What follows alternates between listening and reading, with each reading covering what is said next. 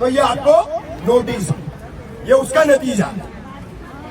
53 का जो उसके पहले सर्वे हुआ, वो भी फोटो, वो भी इमारतें, गोदाम, उसमें 3-4 गोदाम है, तो वो लिस्ट भी फोटो के साथ देने वाला ग्रुप यही है। अब एक बात सोचो, मैंने अनम पैलेस में देखा, मेरे कुछ हिंदू भाइयों के परिवार थे। अभी मैंने सारा सिटी में देखा, मेरे कुछ हिंदू भाइयों के परिवार थे। तो ये जो एलिगेशन कर रहे, जो इस तरीके से जाकर के इंक्वायरी कमीशन में फोटो देकर, डेटा देकर के यहाँ पर ये कार्रवाई का अब तक नौबत जो ला चुके हैं, तो मैं आपको बता दूं वो लोग कौन है। शील गांव का पुलिस पाटिल संतोष सुदाम भोई, पहला नाम।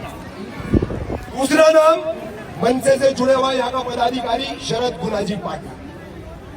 तीसरा नाम कांग्रेस की वैशाली भोसले। और इनके साथ ये साफ बोलता हूं मैं, ये पर्दे पर है। ये लोग कंप्लेंट करना, इंक्वायरी कमीशन में जाना, वहां डेटा देना, ये पर्दे पर है। इनके पीछे और कम से कम मेन 2-3 लोगों को मिला करके और 10 से 12 लोगों का ग्रुप है। ऐसे कुल ये 15-17 लोग हैं जिन्होंने आज ये नौबत लाई है। अब इसके लिए आप लोगों ने आलम का मेरा वीडियो देखा होगा।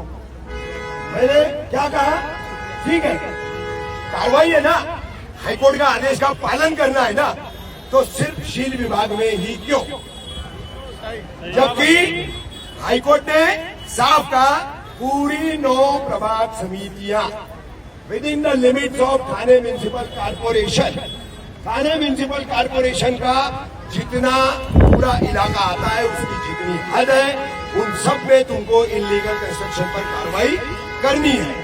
लेकिन कमिश्नर और यहां से खा करके गब्बर हो चुके जो ऑफिसर है ना, इसमें सबसे बड़ा करप्ट आदमी कौन था, तो वो था महेश अहीर।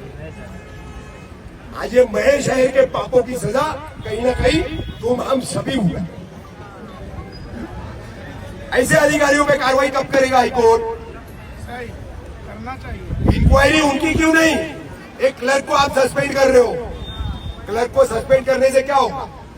हम कहते हैं हमारी एक ही बात है, हम अपनी छत को हाथ लगाने नहीं देंगे। आप नया काम मत होने दो, आप नई पीन कहीं भी बनने मत दो। ये प्रशासन की जिम्मेदारी है, ये आम आदमी की जिम्मेदारी नहीं है।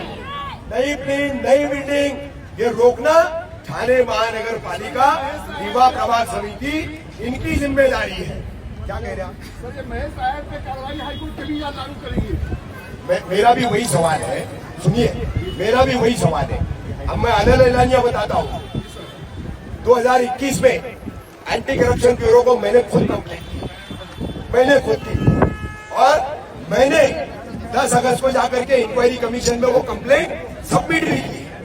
और ये जो खेल हमारे साथ हो रहा है, खान कंपाउंड, खरडी रोड, मन्नत, आगे का इलाका, शिवली नगर, भोलेनाथ नगर, अचार गली, शीलवाटा, भागे रोड, इतने इलाके को टारगेट करने का ये जो खेल हमारे साथ हो रहा है, तो इसका मैंने काउंटर किया। तो उस वीडियो में आप लोगों ने सुने होंगे। आराम से भाई, आराम से, शांति। काउंटर हमने ये किया रीवा के, हालांकि फोटोज हमारे पास बहुत ज्यादा थे, लेकिन कुछ फोटोज को इंक्वायरी जज अंसारी साहब ने लिया, बोले ये नहीं, इसको साइड में रखो। मैंने कहा ठीक है, इसका हम बाद में प्रोसेस करेंगे। तो हमने, जैसे मैंने उस वक्त बताया था, पूरे थाने प्रभाग समिति की 48 फोटोज मैंने दिए, 48 बिल्डिंग जो है वो आज भी इलीगल थाने सिटी में बन रही है।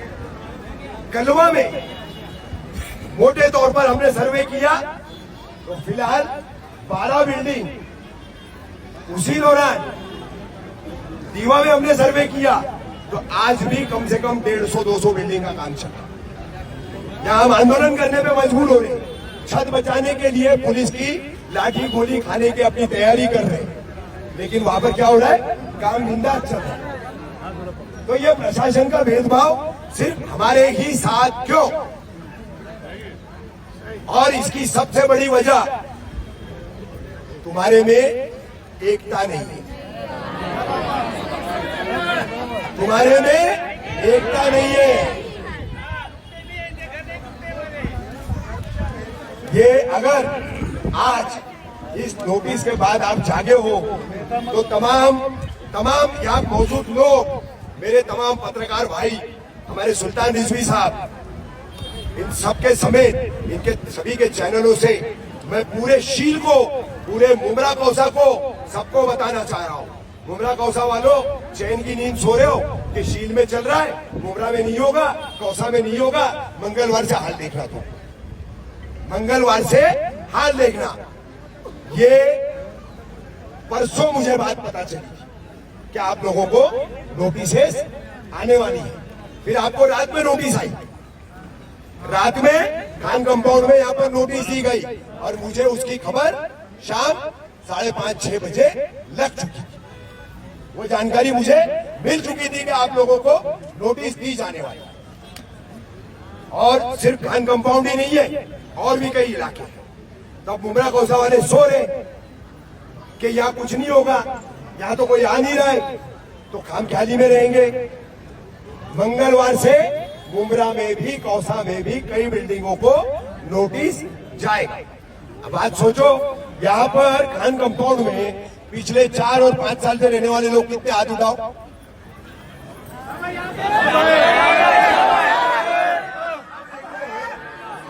अब देखो, ये 4 साल 5 साल हो गया है हम यहाँ पर रह रहे हैं। पीने को पानी नहीं है, चलने को सड़क नहीं है, ड्रेनेज नहीं है। ये एक तरह से स्लम की बिल्डिंग्स की जो है ना, स्लम है, बिल्डिंग्स की स्लम। लेकिन उन हालात में हम रह रहे, क्यों रह रहे? क्योंकि हमारी माली हालत वैसी है।